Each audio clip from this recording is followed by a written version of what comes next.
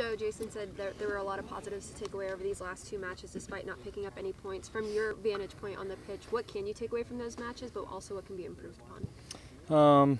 I think in Toronto we controlled the game a little bit better. You know, maybe it looked like more of a boring game in the first half, but that's how we wanted it to be.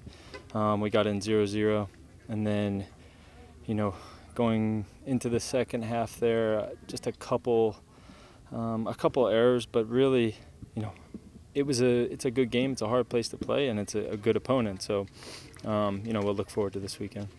Are you encouraged from what you saw from not just Toronto, but also from Atlanta United, that match too? Are you encouraged from what you saw from this team? Yeah, of course. You know, we were just off a 6-game win streak, and then you're playing two of the better teams in the league. So those are, you know, take that win streak aside and just look at those two opponents. They're difficult games.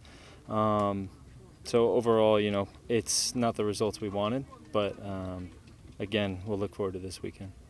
And I'd asked Will about this. When you guys get into your attacking shape, the fullbacks on the left and the right become more like wing backs. Does that make it difficult in defense, and how critical does it make your communication with the center backs? Yeah, you always want to have as many players in the attack as possible. The more we can get our outside backs into the attack, the more successful we'll be. And then the communication with your center backs.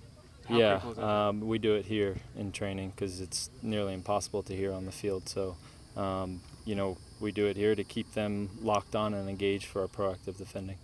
Joe, how difficult is it now that Amro's off? It's going to be another combination of the four.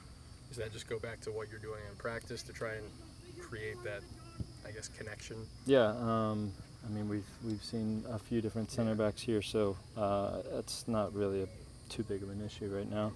You know, you always love to have your whole team here, but we hope for Amro that he goes and kills it. And how's the mentality different for this team as opposed to last year, especially around this time?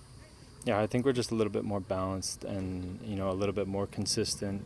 So, you know, these times where we've lost 2 games doesn't quite feel the same. You know, we're still working towards something, and that gives us a lot of motivation going towards this game. What would a win on Saturday mean for the team? Obviously, you guys are still sitting above that red line, but 3 points. That's what it would mean exactly.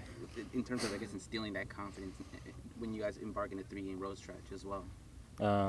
Yeah, I mean, I don't think we're short of confidence. We're not going to let 2 games to decide our season. We're going for 3 points, and we're going for them at home. Joe, what's it like game planning in terms of defending against Schweinsteiger and Nikolic? Yeah, Nikolic, obviously Golden Boot winner last year, so you got to be careful with him. And for Schweinsteiger, he plays in these different pockets, so we've just got to keep communication going to find where he is. Do you have to keep an eye on him, or I mean, because he can play long balls from 60 yards or whatever? I mean, is that something you do, or you just hope that the guys who are higher up the field are keeping an eye on it? No, of course. I'm trying to look at all the dangerous players on the field and all the different gaps that, if there are any, that they can expose, and, you know, hopefully with your communication you can solve that.